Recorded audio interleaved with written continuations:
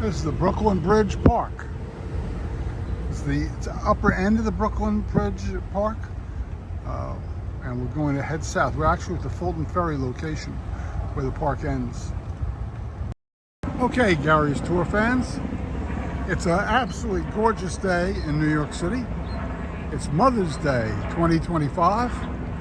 And we're walking down, because the angle of the sun is right for that, in what's called the Brooklyn Bridge Park. Brooklyn Bridge Park is on the eastern side of the Hudson River. This is being brought to you in 4K, 60 frames per second, because that's the best color rendition and video rendition the phone is capable of. It's an iPhone 15 Pro Max, and it's Mother's Day 2025. This is the Hudson River. It's a beautiful river, but don't think about swimming in it. The currents are actually kind of treacherous. This is the Manhattan Bridge.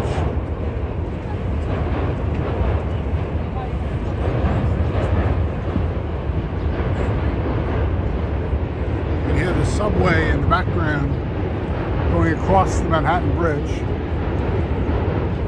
While we're here, I'm going to tell you the history of Dumbo. We'll start with the Manhattan Bridge. The Manhattan Bridge was built in 1909.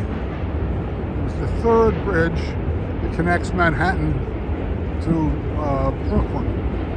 The first bridge was the Brooklyn Bridge. We have another video on that you might want to look at. And that bridge was built, they started construction in 1858, and it was finally opened in 1883. An interesting story about the Brooklyn Bridge is that it was built by a woman who never got credit for it until 1970. Robert Robeson was the original architect who designed the bridge and started construction. He injured his foot on a ferry while investigating the site, had his toes removed. Sorry about the noise of the subway going over the bridge, and died of an infection. His son, Washington Robeson, then started construction.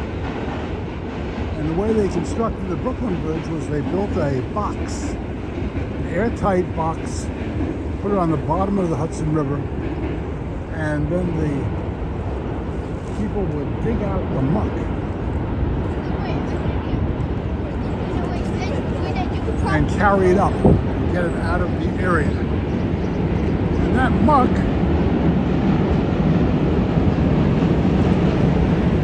eventually they worked their way down lower and lower. They wanted to get to granite. But as they got lower and lower, it worked okay when they're only 60 feet underwater. But when they got to be 150 feet underwater, things changed. So they had to, at that point, they had an elevator that would take you up and down to the work area. Sadly, that work area got lower and lower and lower. And Robeson Jr. came up too fast, got the bends, and died.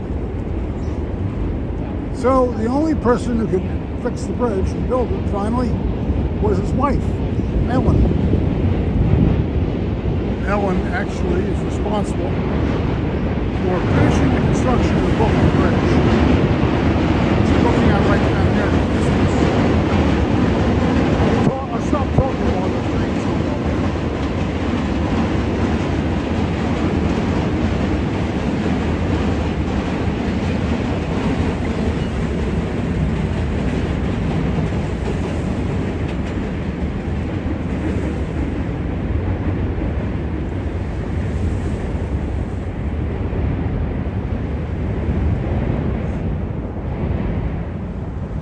That's a little more quiet now.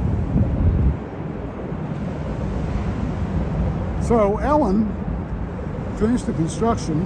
When she got to the western side of the bridge, she didn't worry about mucking out or any of that sort of stuff and putting the box there where people died. Just dropped the concrete foundations in, and that was it. And it hasn't fallen down yet.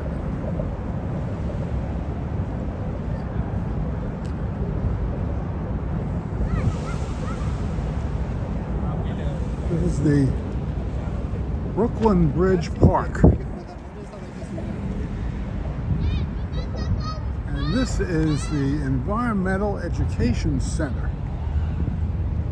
I think it used to be Jane's merry-go-round, but it may have been changed. We'll see if we see Jane's merry-go-round.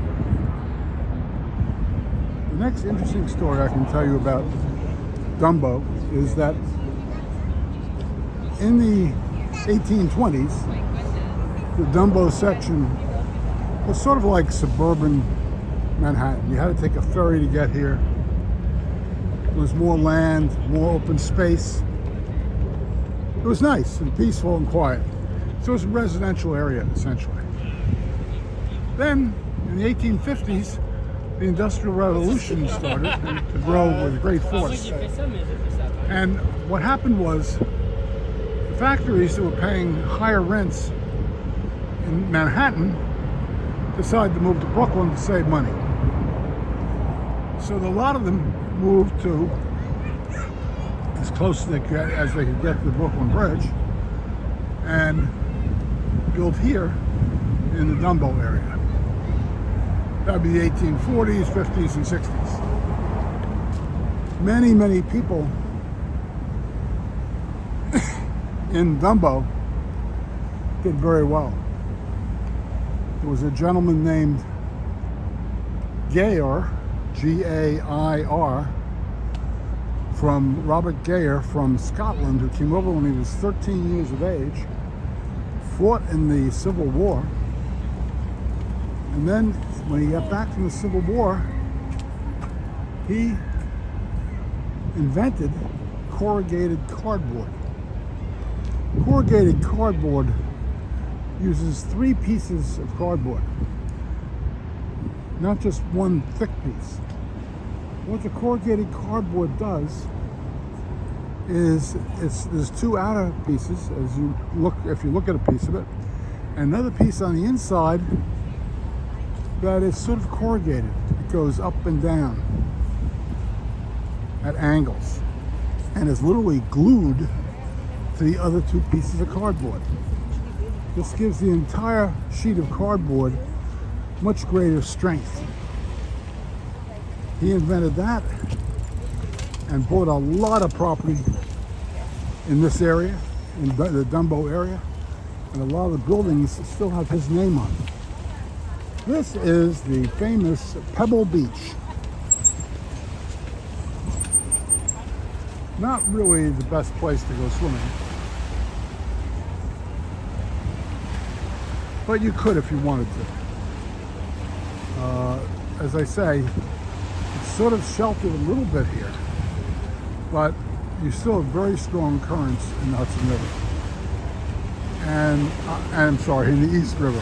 And the East River is not that clean a river. As you can tell by looking at the water looks basically, to my eye,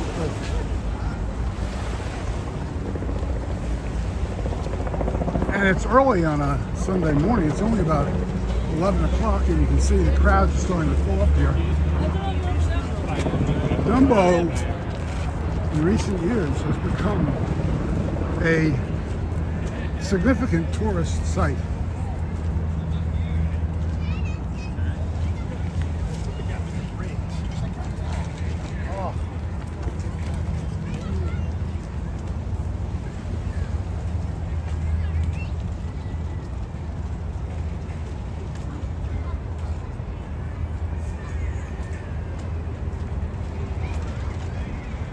Property values in the Dumbo area are some of the highest in New York City as we speak.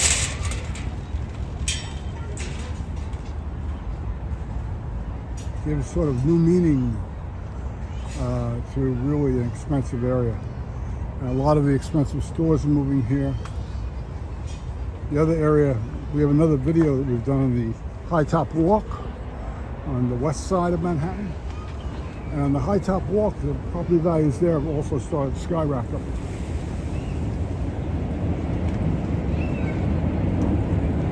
So, I went to law school a couple of blocks from here at St. John's.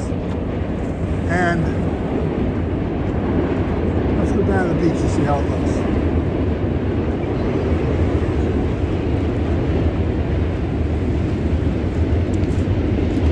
Let's throw a pebble on the beach, in the water. There we go, a pebble. Beautiful view of the Manhattan Bridge from here.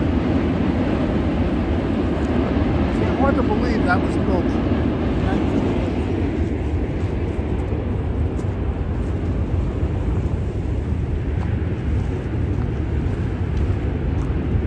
You wouldn't believe it to be a beach in downtown Brooklyn. I didn't know when I lived here. I lived here for a number of years. In the 70s, I was still in law school here. And a gentleman named Wilhelm, I believe, and he owned a few good properties. He was a real estate speculator, and he had a couple buildings, and this area was in serious decline.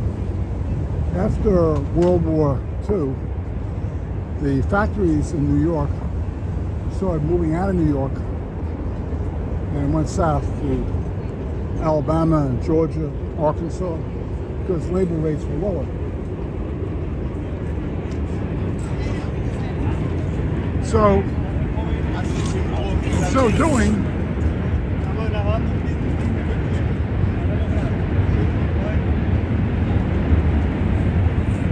this area fell into really disrepair. It became, in the 70s, it was a artist community because it was so cheap to live there.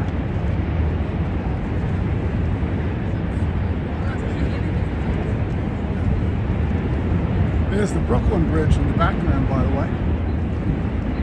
There's a nice restaurant you can dine in. We'll check the prices in the menu if they have them. I'm not sure what it's called. But with a water view like this, I suspect it's probably quite nice.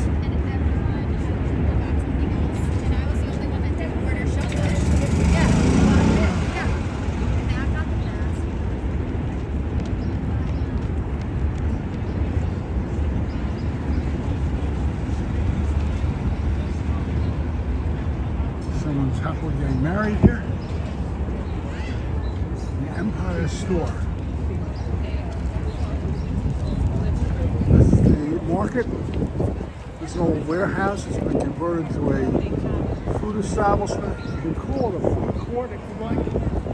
It's got every manner of food you can imagine. It's the Time Out Market of New York. And they have a million different kinds of foods, upscale. They have southern food, comfort foods, Japanese food, Chinese food, every food imaginable. And the prices are very high. Just to give you a hint. So Wilhelmsen, I believe his name is, bought all of essentially the Dumbo area for $12 million that he borrowed from a bank. He did that in the 70s. Now, you can't find a one-bedroom apartment to rent here for less than $5,000 a month. And he paid $6 a foot for the property here. And now the property is probably worth more like, he probably made, I'd say, a 50,000% profit. Became a billionaire as a result of it. His name is David Wilhelmsen, I believe. Wilkinson, I'm not sure.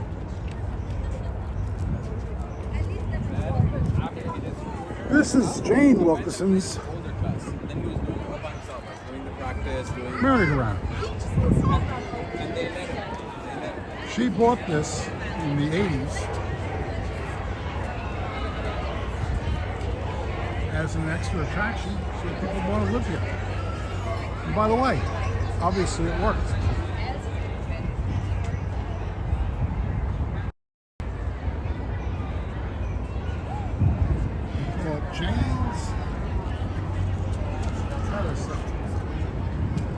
Jane Wilkinson. Now, this guy who owned all these properties here, right, he didn't have that many friends, so he literally would interview all the female, now this is back in the 70s and 80s, all the female people who wanted to buy condos or rent apartments there. He personally interviewed them all, which sounds a little creepy to me, but that's what he did.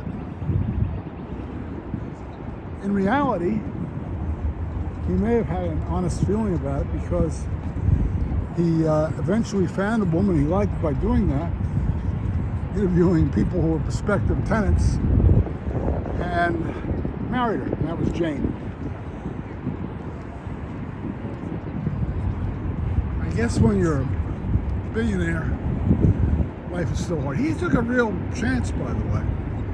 There's no guarantee that would have worked out because when he built it, when he bought the property, it was all zoned industrial. And there was no demand for industrial property in Brooklyn, in the Borough Hall section of Brooklyn, in the Dumbo section of Brooklyn. So the property was essentially worthless. That's why he got it so cheap. And it wasn't until the 80s, I'm sorry, I strike that, the 90s, when Mayor Giuliani, yes, that Giuliani, granted the zoning to him so he could convert it back to residential and light industry. Now in the Dumbo section, right now there's very little industry, but there's some industry names you may know. One Main Financial has their headquarters here. Etsy, the company that helps you sell your handmade items, their headquarters is here. I believe we may be reaching the end of the Brooklyn Bridge Park. He built this park to enhance the value of the property they bought in Dumbo. By putting a park here, he knew that would attract people. He persuaded the city to take over the management of it. Here's the Emily Roebling Plaza. She finally got credit. Emily Roebling is the woman who actually built the Brooklyn Bridge. She didn't get credit till 1970.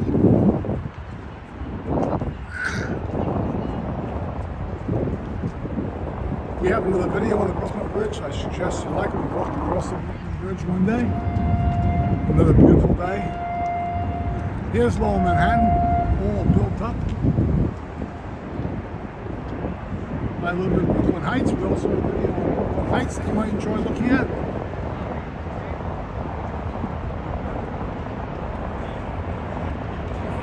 We're now under the Brooklyn Bridge. Brooklyn Bridge was finished in 1883. The Williamsburg Bridge, which is north of the Manhattan Bridge and going to the Williamsburg section of it, was finished in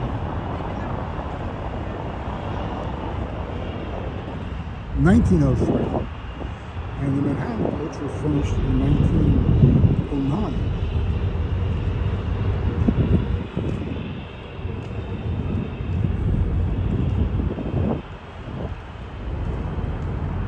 Now you can come here, by the way. There's a ferry over there you can take. $2.80 each way. And it lands right here.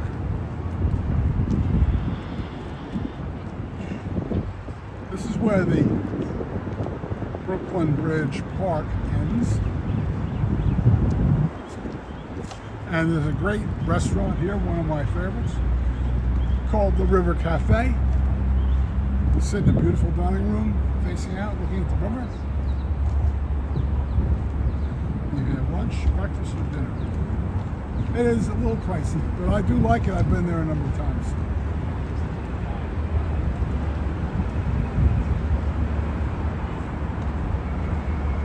This gate here, if it wasn't locked, would connect you directly to the River Cafe.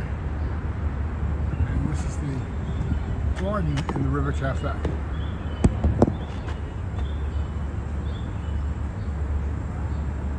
Beautiful flowers, beautiful garden, beautiful restaurant.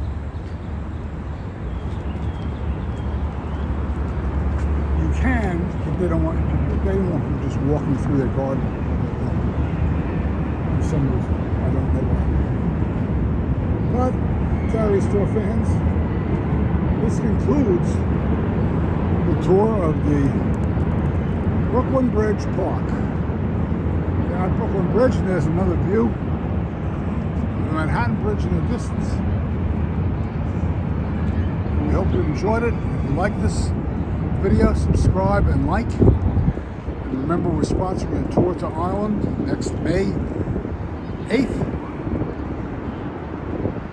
We'll be flying in. It's a 9-day tour of the southern half of Ireland, and you can expand it if you want to the northern half of Ireland for another 7 days, making it a total of a 16-day vacation in Ireland. I think you'll like it. And you won't have to listen to my voice. There'll be actual Irish guides who will speak with an Irish accent, an Irish brogue, to talk you through it and to tell you everything you're going to see. Thank you for watching. Please subscribe to Gary's Tours by hitting that little red button on the lower right-hand side. It doesn't cost you anything. The only thing you get out of it is you get notified whenever we post a new video. So please subscribe and like. Thank you.